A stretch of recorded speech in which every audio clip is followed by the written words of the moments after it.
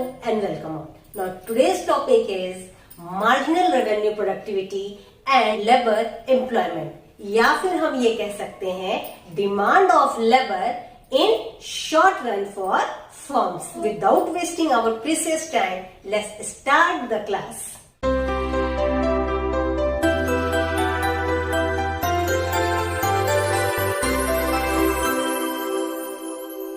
Marginal revenue productivity निकालने के लिए हमारे पास फॉर्मूला है marginal physical product multiplied by price. में मार्जिनल फिजिकल प्रोडक्टिविटी बहुत सारी बुक में लिखा है, बहुत बुक्स में लिखा है मार्जिनल फिजिकल प्रोडक्ट, तो एक ही चीज है, पी प्राइस है।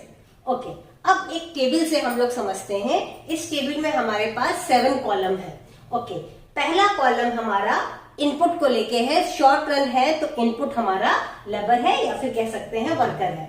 फिर हमारा जो आउटपुट निकल के आया, then price marginal revenue productivity find out करेंगे, then wage rate per labour, ये हमारा 6th कॉलम है। फिर उसका कंट्रीब्यूशन क्या है, ये 7th कॉलम में निकालेंगे। नाउ लेट्स सी, हमारे पास 6 लेबर है, 1 2 3 4 5 6। ओके, अब इनका आउटपुट निकल के आया कि जब एक लेबर था तो आउटपुट 6 था, देन सेकंड हुआ तो 18, थर्ड हुआ 26, फोर्थ हुआ 33, 5 हुआ तो 39 एंड 6 हुआ तो 44। धीरे धीरे हमारा आउटपुट बढ़ता गया।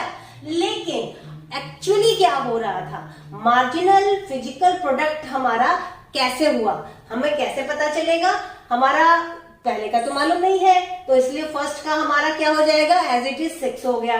अब सेकंड लेबर जब आया तो हमारा जो है फर्स्ट लेबर से 6 था तो वहां पे 18 आउटपुट निकल के आया, तो हमारा कितना मार्जिनल डिफरेंस निकल के आ रहा है, एडिशनल कितनी यूनिट हुई, 12। उसी तरीके से जब थर्ड एडिशनल लेबर ऐड किया गया तो हमारा कितना डिफरेंस निकल के आया, 8 एंड सो ऑन हमारा हो जाएगा। ये हम लोग ने बहुत बार कैलकुलेट किया है तो तुम लोग इसको कैलकुलेट कर लोगे।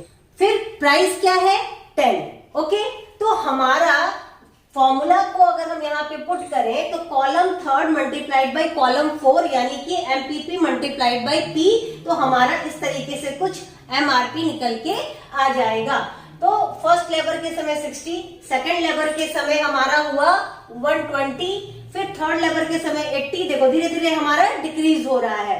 फोर्थ लेबर के समय 70, फिफ्थ लेबर के समय 60 एंड सिक्स्थ लेबर के समय 50। अब हम देखते हैं अगर फर्म ने शॉर्ट रन में लेबर का डिमांड किया तो कंट्रीब्यूशन कितना दिया उसने आउटपुट में, इसकी एक्चुअलिटी देखते हैं हम लोग। तो क्या है कि भाई जब हमने देखा कि वेज रेट पर लेबर अगर हम फाइंड आउट किए तो 60 निकल के आया, तो 60 हमने अपने हर एक स्टेज पे डाल दिया।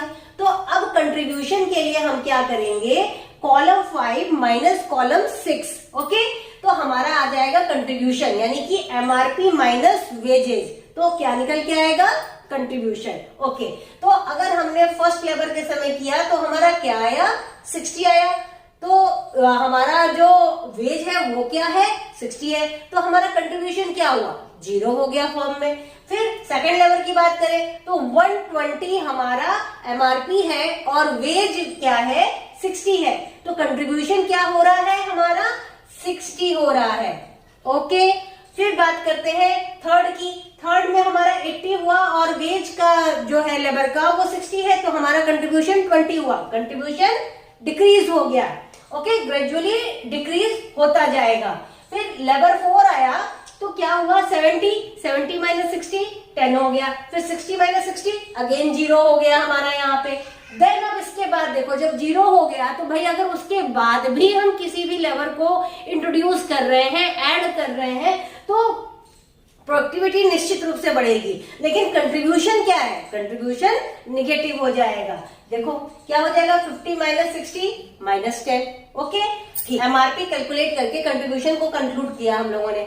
नाउ नेक्स्ट टेबल पे आते हैं, हम क्या करते हैं, निकालना चाह रहे हैं total revenue product and marginal revenue product. Okay, तो हमारे पास दिया हुआ है नंबर ऑफ लेबर यानी कि इनपुट दिया हुआ है, और हमारा क्या दिया हुआ है, total physical product per week दिया है।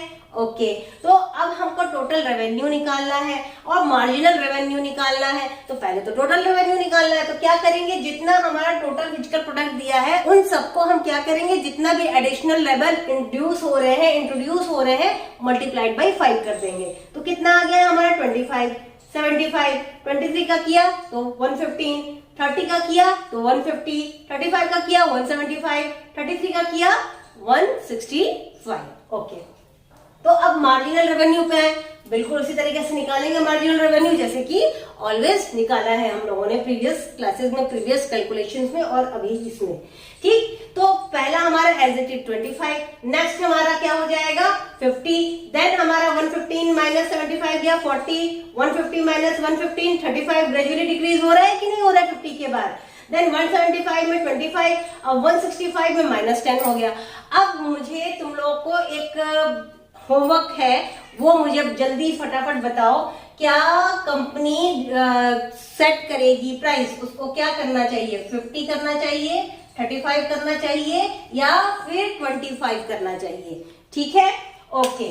अब अगर हम इसको फिगर फॉर्म में देखें, कर्व में देखें, तो क्या है हमारा डिमांड कर्व, क्या है भाई, हम जो एमआरपी निकाल रहे हैं वो क्या है भाई, एक फर्म में लेबर की डिमांड है, तो determination of firm demand curve for labour, ये फिगर को हम कह सकते हैं।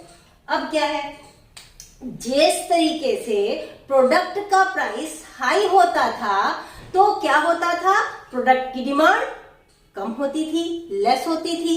ओके, और प्रोडक्ट का प्राइस डिमिनिश हुआ, डिक्रीज हुआ, तो प्रोडक्ट का डिमांड इंक्रीज होता था। सेम वही चीज यहां भी होगा, अगर वेजेस ज्यादा है तो लेबर कम होगी, और वेजेस हमारा कम हो गया तो लेबर हमारा यहाँ पे क्या हो जाएगा, ज्यादा हो जाएगा। ठीक है, बात समझ में आ गई। अब इसको अगर हम दूसरे फिगर में देखें तो हमारा जो एवरेज वेज और मार्जिनल वेज है ये W होगा। ठीक, एवरेज वेज और मार्जिनल वेज है वो पैरेलल हो जाएगा एक्स एक्सिस के। ठीक, और एमआरपी यहाँ हमने एक्स एक्सिस के नीचे इसलिए डाला है क्योंकि हमारा माइनस में भी आएगा, तो ये हमारा डिमांड कर्व भी हो जाएगा। ठीक है, बात समझ में आई। जब हमारा वेज यानी कि प्राइस क्या है, P1 है, तो क्या हो जाएगा, N1 डिमांड हो जाएगी, P है तो हमारा डिमांड N हो जाएगा। ठीक है, आई होप कि तुम लोगों को ये अच्छी तरीके से समझ में आ गया होगा। The marginal revenue productivity curve और the demand for labour shows us the maximum price of a firm is willing to pay employ and each additional unit of labor. I hope कि तुम लोगों को ये बहुत अच्छे तरीके से समझ में आ गया होगा। All the best, take care and don't forget to like, share, subscribe my channel, that is the Kisika Studies.